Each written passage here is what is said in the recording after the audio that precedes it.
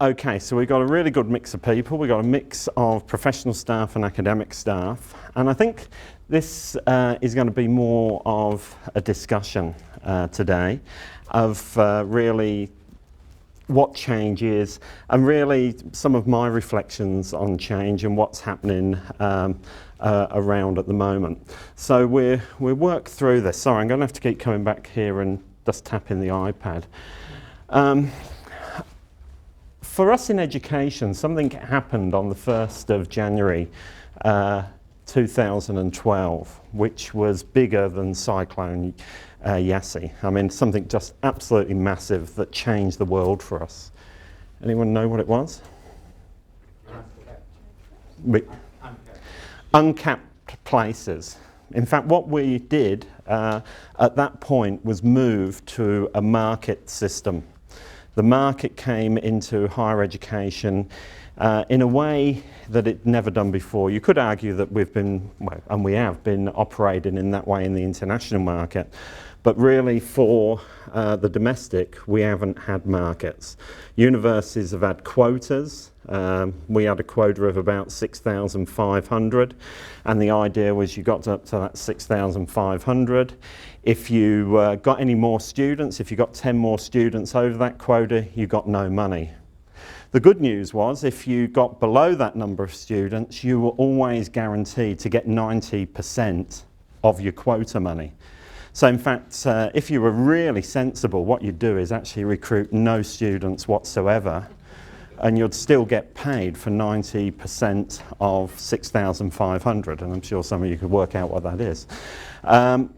But that all changed. From now on, universities can grow as big as they want or as big as they can, and universities will be paid for that.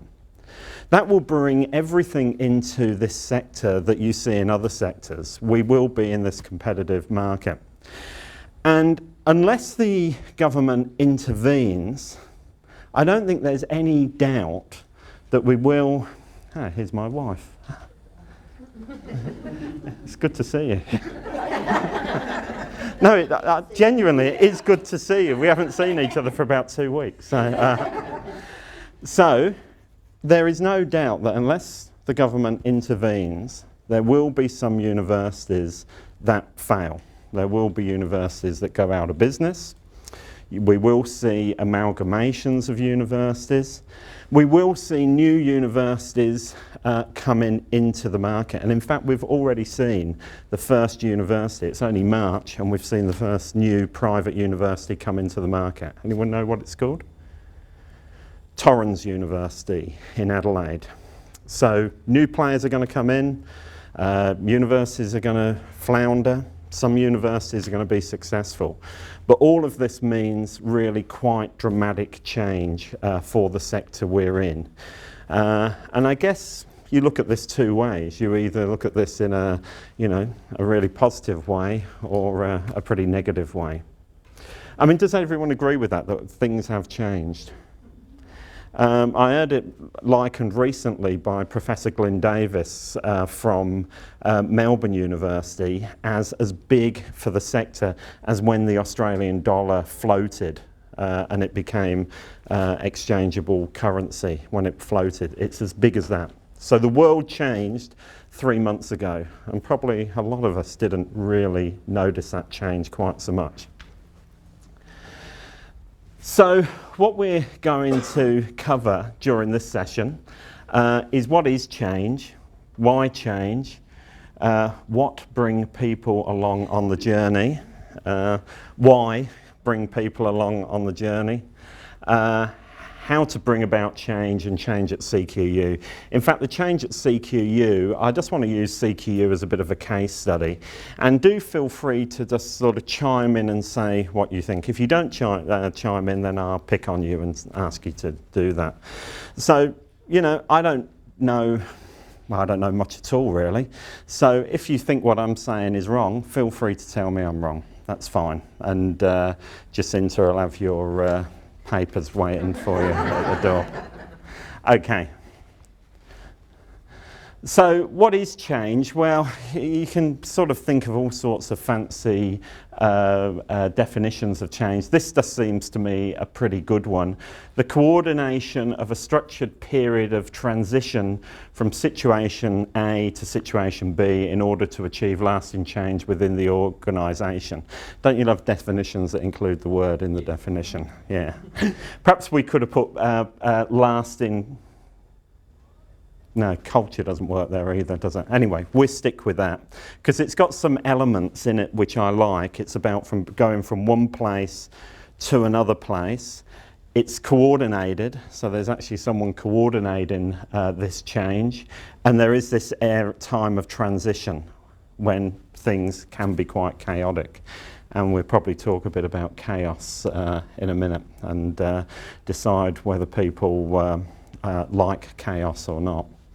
So why change? I've just done a list, and probably the second one there is a really big one, a change in our environment. And as I said, at the moment we're seeing this massive change in our environment to a market-driven system. But some other reasons: give a better service to customer. That's an interesting one because who is the customer? We had a really interesting, there's no one here from IT, is there? Huh? No, IT school, but not IT. We had a really interesting discussion on, when was it, on Monday? Oh, you were there, so yeah. On Tuesday about IT and who is the customer for IT. So our IT department, who would you say it is? Staff and students. Well, there was an opinion around the table that the customer is the student and only the student. There was a counter argument, which I think was a much better one because it was my argument. It's also our staff as well. You might even look beyond that. It could just be you. Aren't you the main customer? I think we're all customers. I think we're all customers. And, you know, one of the things that I was trying to get across with IT is we talked about this. For those of you, when we talked about innovation, we talked about Steve Jobs talking about iPads and the computers and basically saying, you know, we don't really care that much about the technology. We don't care that much about it. What we really care about is the customer. You know, the customer, and looking at products and saying, well, you know, a customer says, why has it got 3 buttons? Why couldn't it just have 1 button? You know, why can't you just do it that way? And when you pick it up, it's got a bit of an edge on. Could you put a curve on there? And all the focus is really on what the customer wants, and then the technology comes in to deliver with to those needs. And I sometimes wonder, and it's probably not fair with no one from IT, if sometimes we lose that and we go for really complicated systems, really elegant computer programs which do the job fantastically, but no one can use them because they're so complicated. And I do worry about that a little bit, and I'm trying to push that with IT a little bit. A lot of it boils down to that interface, doesn't it? Make it, yes, of course there is a service that you have to provide, and if you're delivering a program in IT or engineering, there's a certain content, but it's the interface, how you do that and how the student wants it, and it's the same with our IT systems as well. Make life better for staff. That's one that you might not believe it, but one that I think about a lot because staff are pretty tough to get. And are going to become more and more tough to get as we go in the future. Unless we are a really good place to work, we're not going to get staff, and if we don't get the staff, we're not going to get the students.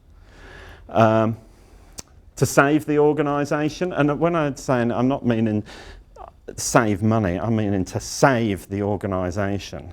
And I'll argue in a minute that this university was on a course to destruction. So we had to change, I think, to save ourselves. To make more profit. Now, we don't make profits in universities. What do we make? We make surpluses. We make surpluses, not profit. And it is interesting now in education. that we use some of these terms. We shy away from the real business terms and we tend to put euphemisms in there. And we might want to talk about why that's a good thing and why it's or why it's a bad thing. To become better engaged, well, that's one. To grow, to get smaller. Some of the universities are making a very conscious decision at the moment to get smaller. Sydney University. Anyone that hasn't, published 2 or 3 papers, any academics that haven't published 2 or 3 papers in the last 2 years, you're out. Lots and lots of redundancies down there, and have really made a decision to go the same way as the Ivy League. The Ivy League universities in America are really small undergraduate universities, very few number of students doing undergraduate degrees, and really it's all postgraduate and research. Well, definitely Sydney's looking to go that way. To beat the opposition, that one motivates me a lot. But I think it's all about the organisation improving. I think that is a thing that you see all the while, particularly when you get new people to an organisation or people promoted. They feel they've got to somehow make a name for themselves, and the only way they can do that is through change. And that change can just be change for its sake, yeah. And everyone's seen that sort of thing. You know, and one of the easiest things to do is when people come into organisations is change the structure. Yeah, so for most private companies, the prime imperative is to increase shareholder value. That is, really often what the vision is and the mission of a company. We don't have shareholders, but you are right. We have made some changes at the university. And those changes have really been motivated by getting people to invest more in the university, normally around philanthropic funding. And we've done that pretty well. I mean, last year we had BMA getting on for 2 million, BMC putting in 1.2 million. So yeah, you're right, that can bring about change. We don't have shareholders, but we have stakeholders. Yep. In the university. Yep. And obviously, might be, as the gentleman over here said, the direct investment that way. But you want to change the university and grow it so it gives better opportunities for the students. So yep. Their degree, bachelor of whatever from CQU, is on par with something from Sydney University. Something not just saying, oh, that's a nothing university. So improving stakeholder value. It's not just about shareholder value. Yep. Definitely some of the work that we're doing out at the mines and looking, can we deliver our programs on the mine sites? Because we see a lot of really bright school leavers going off to the mines saying, I'm going to go out there, work for 2 years, buy a ute. A ute's a really big motivator. Buy a ute, and then I'm going to go back to university because I've got an OP2, so I'm going to go out 2 years, get the ute, go back to university. What happens? They don't. They go out, and once you've earned the kind of money you can earn in the mines, they don't come back. So what about if we could deliver out there and actually create almost a different kind of way of getting a degree, that you do it when you're not on shift? So we're working with the miners and the accommodation providers as well. Any other examples, anyone think, from their areas? Where you're actually changing, you're actually creating a need, you're creating a new market. But I think, change is going on. Hopefully it is positive change and it is about improvement. We've noted that there can be sort of just change for change's sake. I was trying to be very careful when I came into the university not to do that. And if you remember that I think it's the first day, the first afternoon I started, I came and said to the staff forum, we're not going to have a change in structure, because this organisation seemed to learn from one change of structure to the next, to the next, to the next. So the first thing I said was, we're not going to have a change in structure. And then I walked out of the room, and what did I do? Anyone come up with one organisation? Maybe Kodak, they were saying about Kodak, it didn't keep up with the times, so now, it was top of the range years ago, and because it hasn't progressed with technology, it's Gone. It's gone. Yeah, so we can think of organisations that didn't change. I mean, the other classic one that everyone talks about is Encyclopaedia Britannia. You know, when they could have got to be an electronic encyclopedia and they just told people to get lost. I mean, but look what's happened to Encyclopedia. We had Encarta instead of Encyclopaedia Britannia, and what have we got now? Wikipedia, yeah, completely different models. Look, the key thing I think about change, if we say that it's inevitable, is about the people around those, that change, and taking people with you. I mean, that is just of the utmost importance. And the reason why this university, I think, has been so successful recently is because people have been on board. I mean, I think people have really wanted change. And I think that was one of the reasons why, you know, all of that, when I came, there was a real tiredness about change of structures. You know, we've tried this structure, and then the next week someone says we're going to try that structure. And there was a real tiredness around the place. And yet, so what I did, I came in and said, we're not going to change the structure. And then I walked out the room and said, now we're going to change the structure. But that structure, and it was probably one of the more radical restructuring of the university, some people didn't even notice it was going on, and others just embrace it because they were with it and they could see that this is the way that they'd have probably wanted to do it all along. I mean, of course, you're always going to get people that don't think it's a good idea, but on the whole, that's what happens. So, look, some of the things that work for me, and so why is it important? Oh, sorry, I forgot that slide was in there. But so who are the people we're talking about? I mean, they're probably some of the important people for me at the moment. Right in the middle and central is my boss, the Chancellor. So doing change is about taking, you know, the supervisors with you. I mean, that's really important. If the council and Rennie Fritchie, the Chancellor, hadn't wanted to go where we wanted to go as a staff, that would have been really problematic. And you know, you see that all over the sector. We were talking, a group of VCs were talking the other day. We think that around 30% of universities in Australia, there is conflict between the Chancellor and Vice-Chancellor. Anyone think of any examples? New England. Yep, University of New England. It was a very public stoush between the Vice-Chancellor and the Chancellor. In most of these clashes, who normally wins? The Chancellor. The Chancellor always wins. Except perhaps at University of New England, and there were no winners. I mean, both of them ended up losing their jobs, so the Chancellor moved on and the Vice-Chancellor moved on. But you probably find that in a lot of places. I'm incredibly lucky to have this Chancellor. We just get on well, and we can also agree and then get over it. Other people in there, well, we've got a student down in the right-hand corner. We've got to take the students with us. Is there an issue at the moment where it's marginal whether we're taking the students with us? Anyone think what I'm thinking about? Amenities fee. Amenities fee. We've got the Student Association on site because they get a lot of the money, but we've definitely got some students out there that are really very unhappy to the point of saying, well, I'm not going to pay it, what are you going to do about it? And I'm thinking, I don't really know. We are also dealing with, like, if we are having lower socioeconomic as our target audience, then the expectations of what they're going to pay is going to be different to your more wealthier inner city, suburban kids who, you know, they think it's great to be putting some money into free booze and social life and stuff like that. If we don't sell it well, then they won't see the benefit of what the extra money they're paying. Yeah, you're right, and we've got to cope with that really well.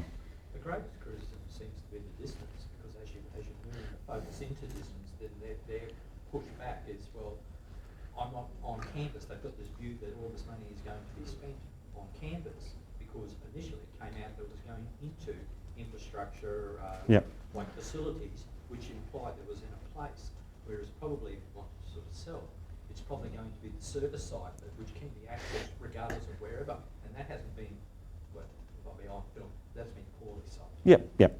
Look, I think we've got an issue there, and there's probably other issues where we don't take students with us. I just flagged that up as an example of where, you know, the students, there could be some conflict. And that reminded me, I'm sorry, I'm weaving all over the place, but if we're talking about students paying money, come back to that market argument, you know, Cyclone Yassi hitting us at the beginning of the year. There's something really interesting happening there. We're doing something that no other country in the world has ever done. Nobody has deregulated student numbers. Well, that's a lie.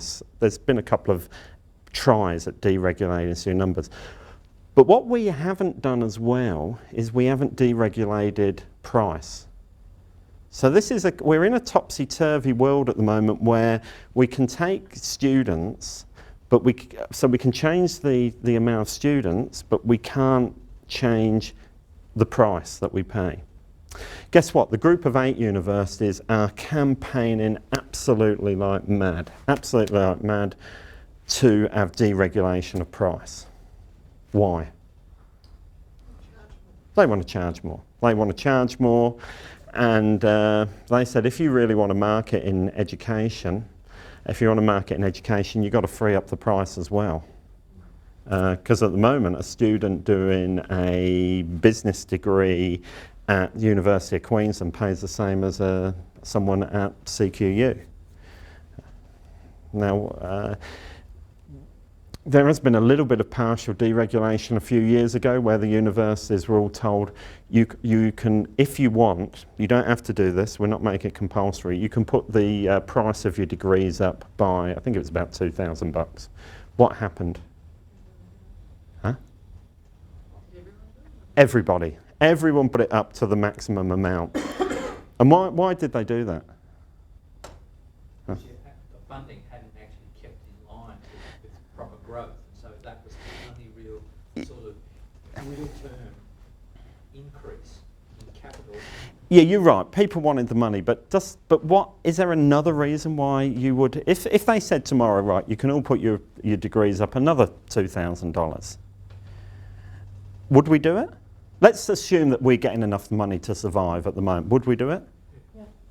Yeah, I think because in the consumer or customer's mind, something cheaper is less value. Exactly right. We're selling something, if you like. We're selling a product which is incredibly complicated. Students just don't understand, you know, what we're selling them, really. So what do you do? You use simple measures to assess quality. So if you've got a degree at UQ and a degree at CQU, and the one at CQU is $2,000 less, which one's the best? Well, the one at UQ. I mean, it's a bit like, I don't know, we haven't got one in there, but if I've got a picture on the wall in my office and you come in and I say, oh, I got a new picture for the office, and you say, oh yeah, that's nice. I said, yeah, I bought it down the warehouse, $10. And you say, oh, that's good, yeah, that's good. And you move on. If I actually say, this, I got a new picture on the wall, it was given by a benefactor, it's actually worth $20 million, you think, God, that's a good picture. Anyway, so there is that thing on price. But what the group of 8 are saying is take the price restraint. Now, what would we do? There's a question for you. What would we do if tomorrow the government says, charge what you want for your degrees? Anyway, other people we've got to take with us, our staff, and I've just put Brenda up there as an example of staff, got to take staff with us. Politicians, there's old Anna Bligh, doing something to one of our staff up in Mackay. And at the moment, a real group of people that I'm thinking about a lot, and it's really problematic, is the TAFE staff.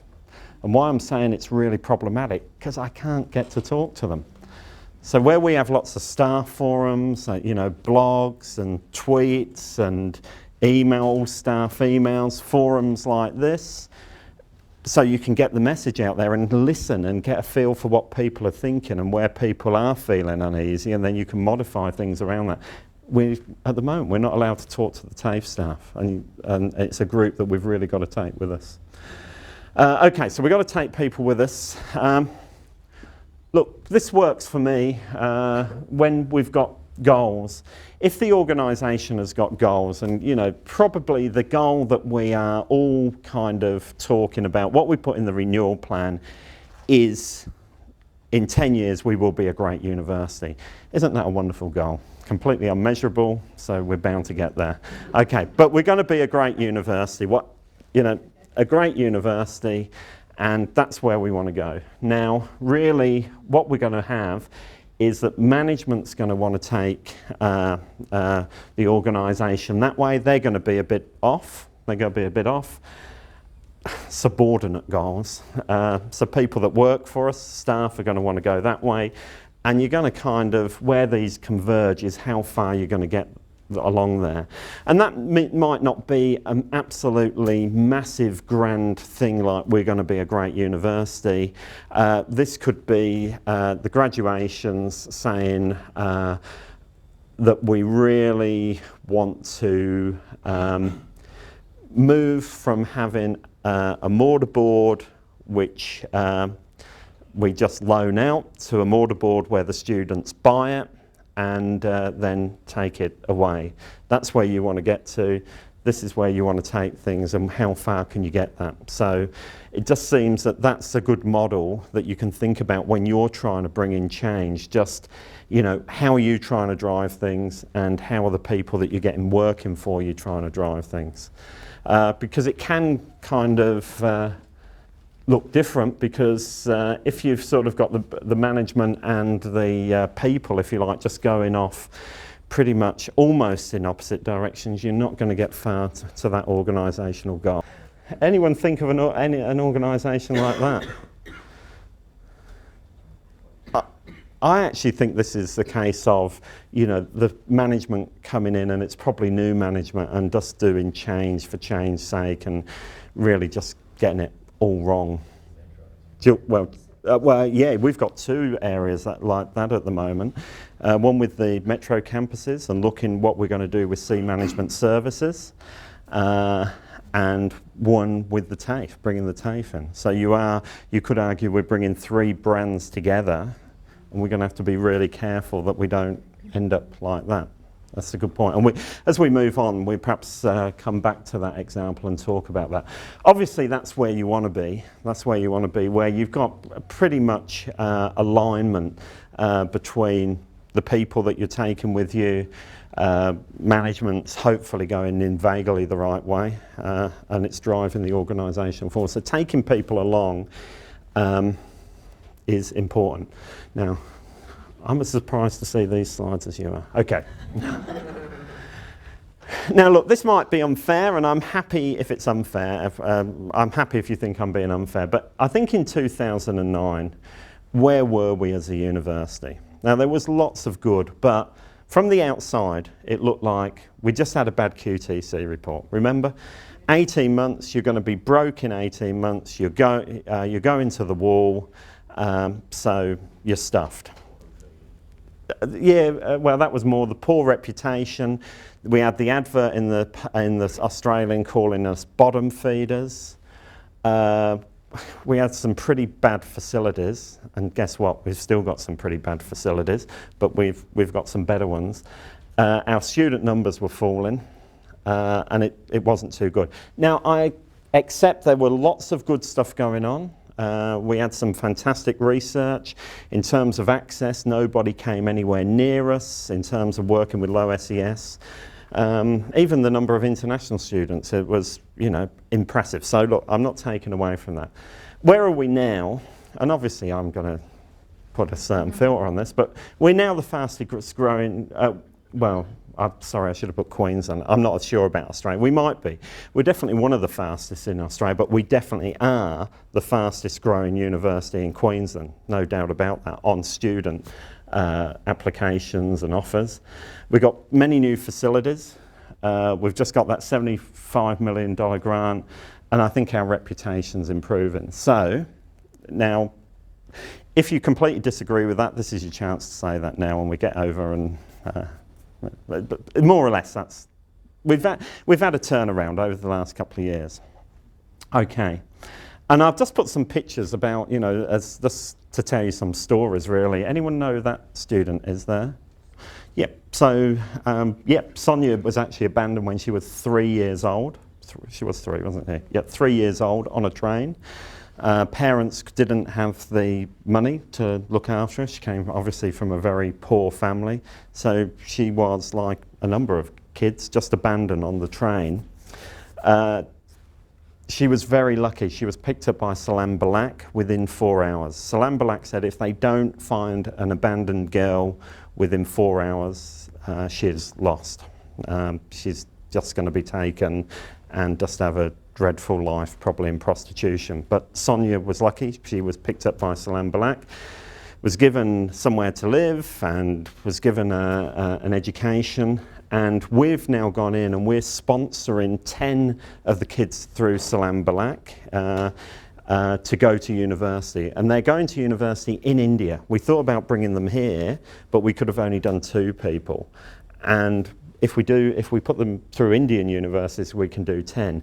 Now, what's this about? It's actually about change, and it's about changing where we are with international.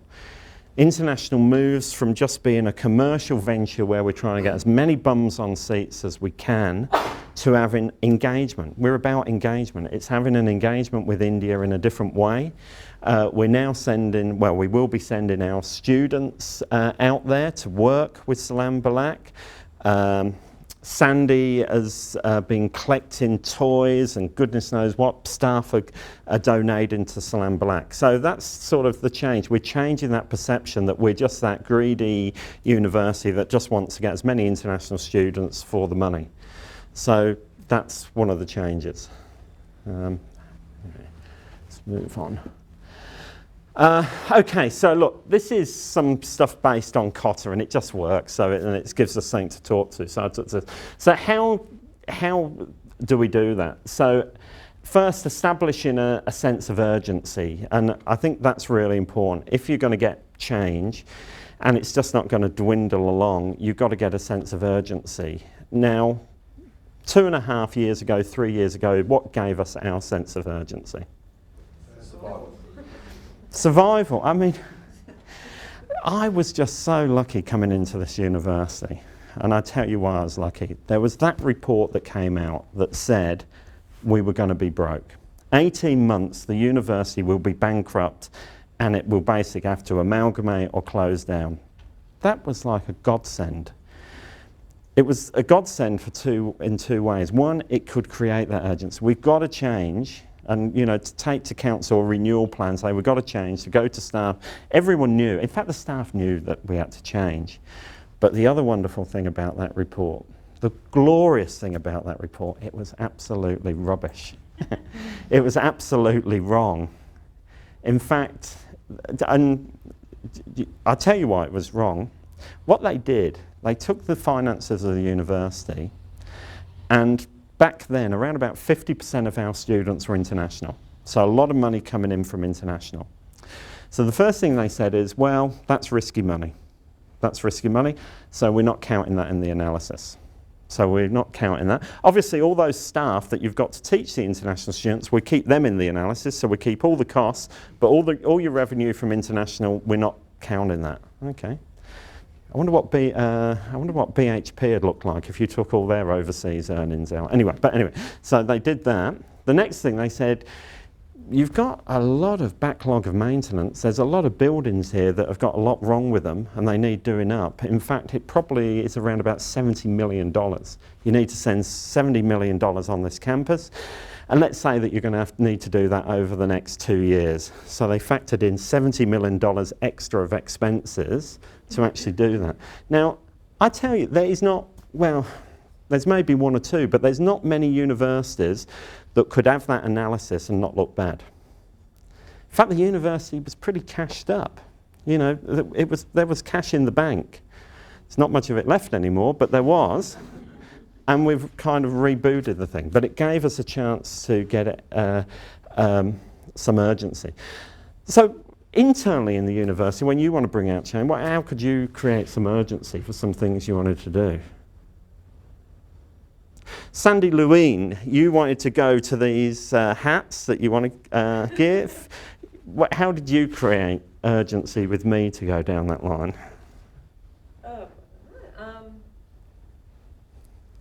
Well, I do. You came and told me the old hats were all rubbish and they were falling apart, They were falling apart, yeah. and it was going to cost a fortune to buy a whole new set of hats. Yeah, and it was a new regulation with the health and safety and all That's that. all. Health and safety is always a good one.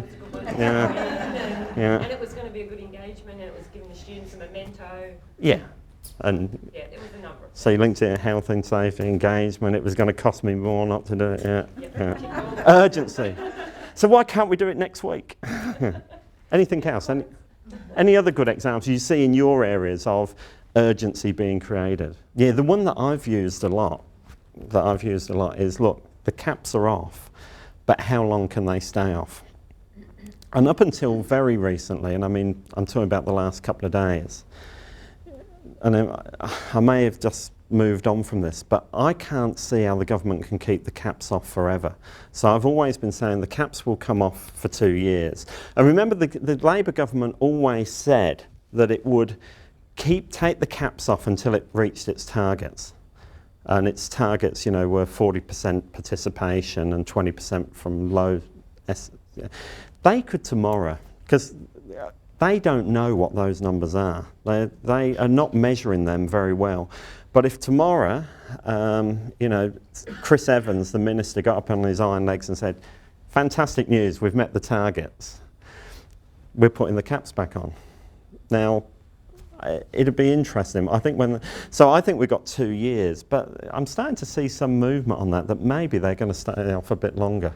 But definitely the coalition is making a lot of noise about putting them back on. So there's an urgency there, and that's what I've been saying. You either put your new programs in now, you either get those programs up and running over to the next 2 years, or you're not going to have that opportunity to do it. And that's why we've driven courses so ferociously in the university. Yeah. Now, this one, creating and guiding a coalition. So I think this is about bringing your team together. Get really great people around you. And I know from my position that's fairly easy to do, and as you go down the organisational structure it becomes progressively harder to do. And you know, it's really difficult to say to a lecturer in wherever, you know, get a good team of people around you. You're kind of working with a set group of people. But I would say as you move up the organisation, just bear that in mind. And that can mean that you have to go through a pretty painful period of change, that transition, but you got to do it. So if you have a look at the executive team in the university, it just completely changed within about 6 months. Some people, but also pick your good ones as well. If you've got really good people, don't think you just got to get rid of people because they were there. So people like Janelle Kidd. I mean, Janelle Kidd is great, so definitely keep her on board. Keep her on board. Have a look down the organisation. You've got some really great people. David Turner, fantastic. Bring him up and promote him. Give him the CFO job. Listen to what people are telling you. People are telling you, you know, we had this really great guy, Graham Pegg, but he just got so pissed off with the situation and 3D transcendental matrix structures. He just got so fed up, he went off. Well, get them back. So get really good people and then get that going down the organisation. So then look at your directors, then look at your deans and heads of school and just get the good people.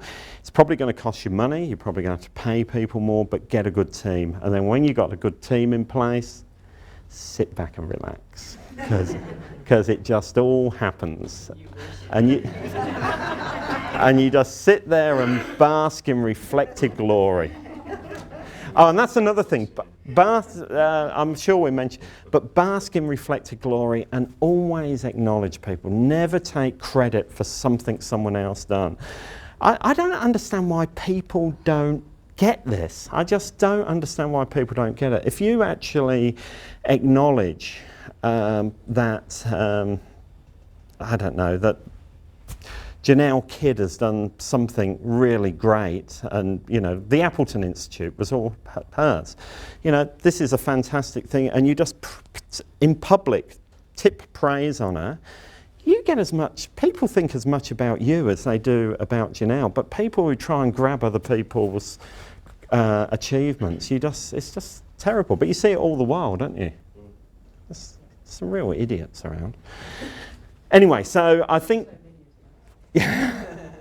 so actually getting those groups together, I mean, we are going down that road of trying to get leadership training, group training going on, and we're probably not moving as fast as we could be, but it's tough and it's expensive, but hopefully we're starting to pull that stuff together. Anyway, but people are just really important. Okay, vision. Yeah, you've got to, I mean, I think you've got to build a vision and really believe in that yourself. I mean, just really believe. And I do believe that we can be a very successful university, definitely the most engaged university, and, you know, recognised, you know, great is a word, but a great university. I mean, and if you paint that picture and it's a picture people can buy in, people will go there with you, I think. I mean, Fiona, if you paint that picture around Texas, this is a real opportunity to kick ass because we can really demonstrate that we are a really great university. And I made a comment in the Australian, bring it on. Let's publish our results because I think we're going to do really well. So, you know, we can do that. Anything about vision? Okay. Well, the other one is their strategy, because you also do find some people that can paint wonderful pictures. I mean, wonderful pictures of where we're going to be. But you've also got to have a roadmap of how to get there. I mean, that's really important as well. So if you ever go back and have a look at that renewal document, there is a lot of vision stuff in there, you know, the sun's going to come out tomorrow, but there is a way of getting to tomorrow as well. So, you know, that renewal plan had a strategy for getting there, because people will only buy into the vision for so long unless they actually see a strategy and actually see you moving along that way. I was going to say that's where it's really important, going back to the guiding team, to ensure that you've got the right mix of skills so that not everyone's exactly the same, like that they've got different strengths so that we can see it through. Like, you've got to have people that'll have the vision, but you've got to have the people that'll get us there, like the, you know.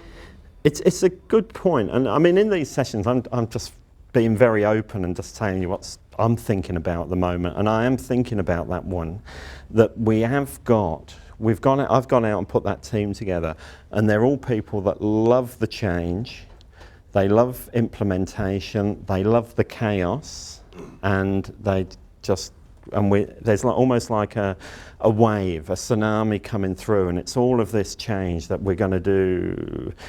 We're going to have domestic students on the metropolitan campuses, so get down there and deliver an ultrasound course. We're going to build accommodation here. We're going to set up new programs there. We're going to have allied health. We're going to have clinics with patients coming on. So there's this tsunami of big wave of change and everything. And I'm really good because I'm on the front of it on a surfboard.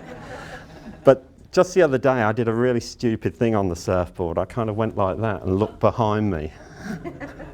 I thought, oh shit.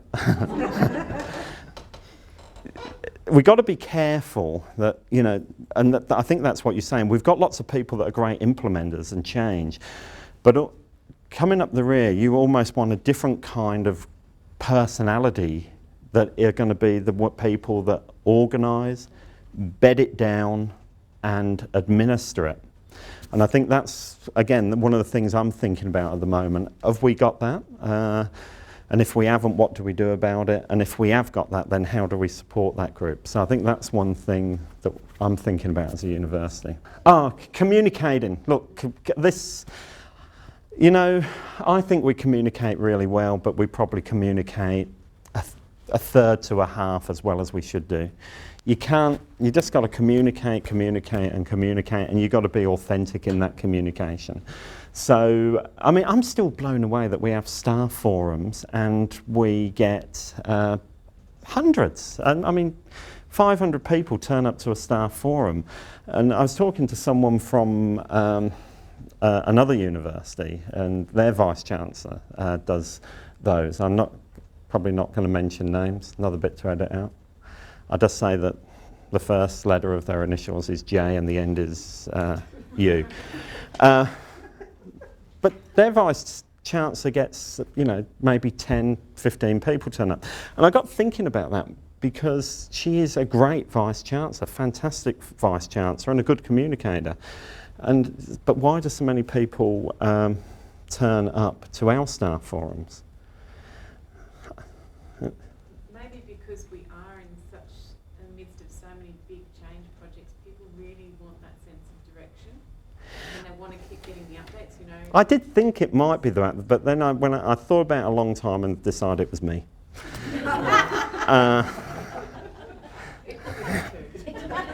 Now, I think it's about authentic. I mean, you can just put a front on it. I mean, I think we do have authentic communication going on in the university, and we are talking about, something like this thing about, I'm really worried that I'm looking behind and I'm thinking, oh shit. I mean, and that's how I'm thinking. But you've got to decide, I think, and this is for you as you going up the ladders as well, decide how you want to communicate with people. Do you want to, I mean, I've heard vice-chancellors say, these are our concerns. We've got a problem here and we are the managers. This is our concern. We will worry about this. We don't want everyone in the organisation worrying about this. Now, I just don't buy into that. I just think, I think we're all driving the university forward. And, if I think I've got a bit of a concern back there, then why not share it with 500 people at a staff forum? Because I tell you what, there might just be someone in there who might have an answer to the problem. So, I mean, I would go for that authentic, tell people what you think. If you think we've got a problem, say what the problem is. I mean, because you do get it wrong. When you are very open and you do share everything, you do get it wrong. A great example is, again, it's funny when you do it's good talking like this, but you think about people seeing it cold on a TV screen, it does worry you a little bit, because if you're there, you can lay concerns. But where have I got it wrong recently? Because I get it wrong a lot, is with CMS. I went and spoke to CMS, and we really need to get an enterprise agreement up with CMS to take us over a transition. I actually stood there and waxed lyrical about I didn't think it was fair that they were on a different EB. I thought it was completely unfair that if any of the women in this room became pregnant, they get how many weeks? I think they get 20. No, here they get 26. 26 weeks maternity leave. It's 12 weeks. They get 12 weeks at CMS. Now, both these people, so we've got two pregnant people, both of them are contributing to the organisation, and one gets 26 weeks and one gets 12 weeks. It's just not fair. I mean, apparently it's just not fair. And I, being flappy-mouthed, I said that down there. So, of course, the next week they went out and voted down their EB agreement with us. Because they think, So anyway, but I think on the whole, if you are just open with people, it doesn't often get you into trouble. And when it does get you into trouble, you sort it out. Anyway, that is Singapore, where we've got massive change going on there. This is Melior, where it was really a, franchise arrangement, more or less, with Melior. That sign will be taken down. We're putting our own sign up. We've formed our own company over there. Melior are a shareholder in the company, but we now have control. So our relationship is no longer with Melior, it's with CQU Institute for Higher Learning, or CQU Singapore. So now we can go full bore on developing that. So again, I'm hoping that very quickly we get up to 2,000 students on the surfboards. But communication, I just don't think you can underestimate communication. So empowering broad-based action, and this is about removing barriers, and I put that picture up because obviously that's one of CQIT TAFE students, so it's moving towards vet students as well. I don't know. Have I succeeded in this one, or should I say, have we succeeded? Still seems to be a lot of red tape around here, doesn't there? I mean, it just drives me nuts. Just what you have to go through to buy a pen around here. Well, not a pen. A pen's not too bad, but buying a research institute across the road, the amount of paperwork I had to go through to buy that. Yeah, but if you can get rid of obstacles, it's good. And again, this becomes, and I realise this, it becomes harder and harder as you go down the organisational structure. Oh yeah, look, make some winnables on this as well. So making some short-term wins, and you know, we didn't sort of say, well, we're going to be a great university and, you know, we'll come back in 10 years and see whether that worked.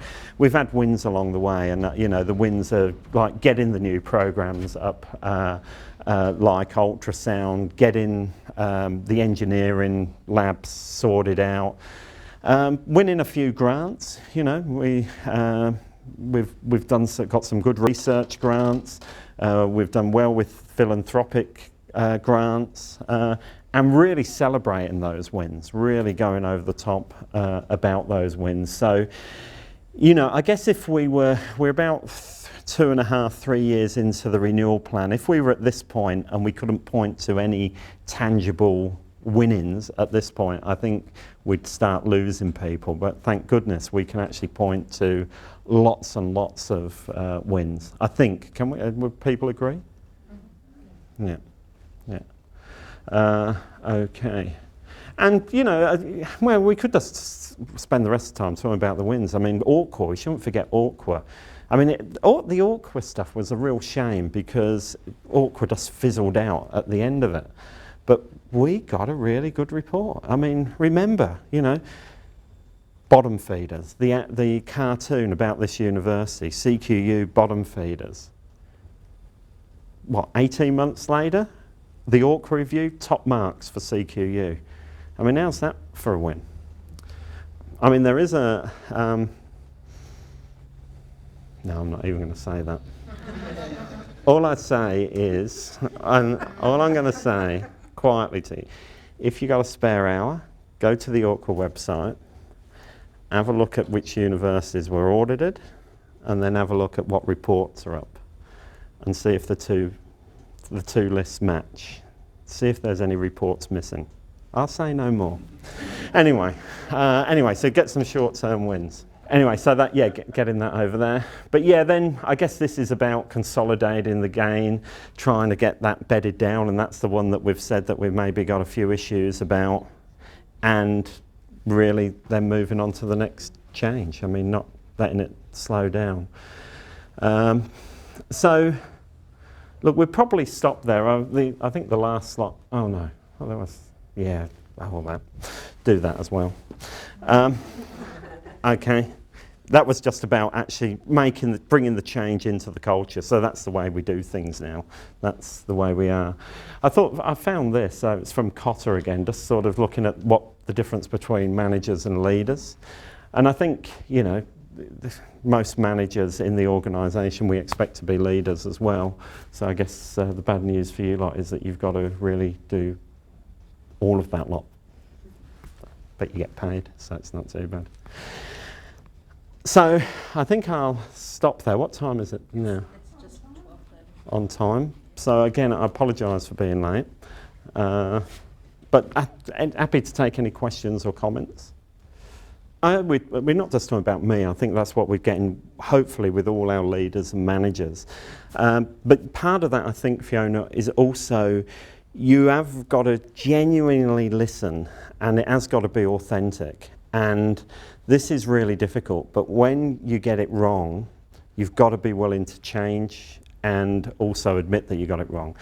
Probably the absolute worst example that I can give you, where after listening, I realised I got it was wrong, was with those engineering buildings.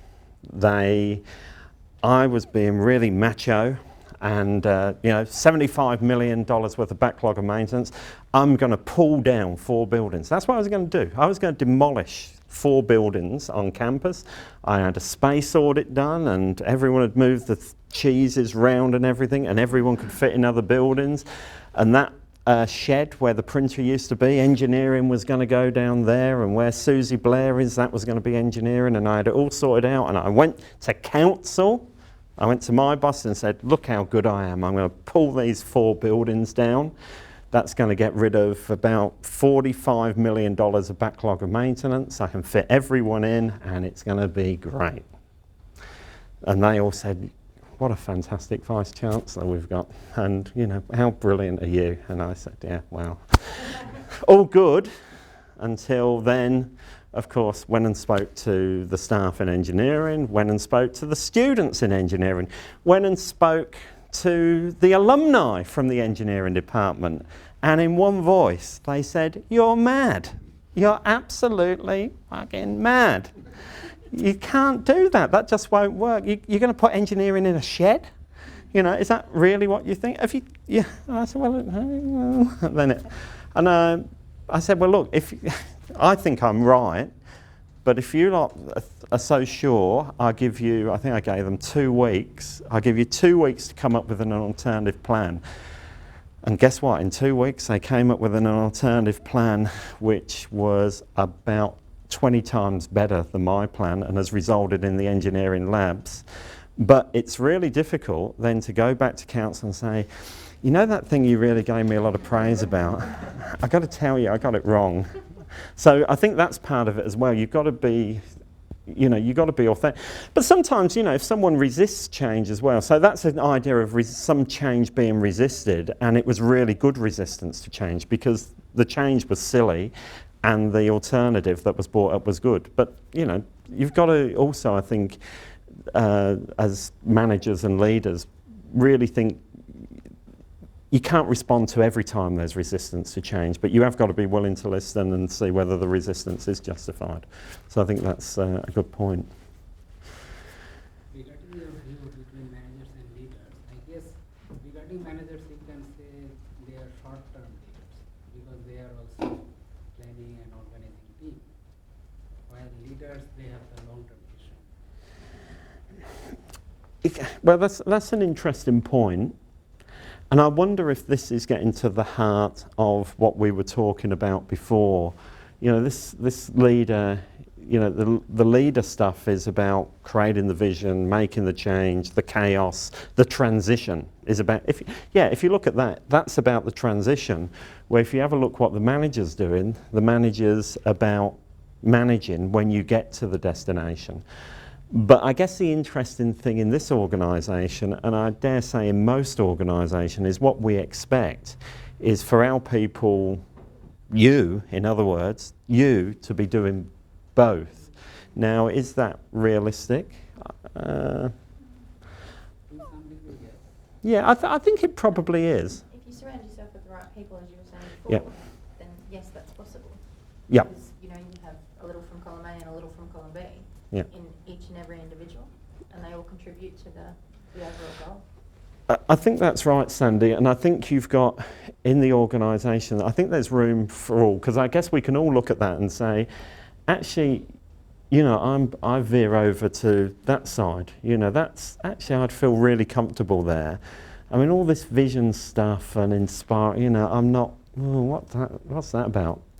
And I, you know, and others would say, well, that's more where I live, over on that side, and I probably live more over on that side. But we've also, you know, got people that sort of live in the middle as well, and I think there's room for them all. But I guess if we had everyone over that side and it was about implementing a vision, we'd never have the vision and the organisation wouldn't move. If we had everyone on that side, it would just be chaos. I mean, I just think those psychological things, I did one of those. I've got a coach, a management coach, you know. In America you have an analyst, here you have a coach. Anyway, so my coach got me to do one of these psychological assessment things. And it was a really funny one because it didn't ask you much about work. It was saying, you know, where do you most like standing at a party? Who do you like to talk to? And it was all about parties and all of this stuff. But it was just amazing. It came through.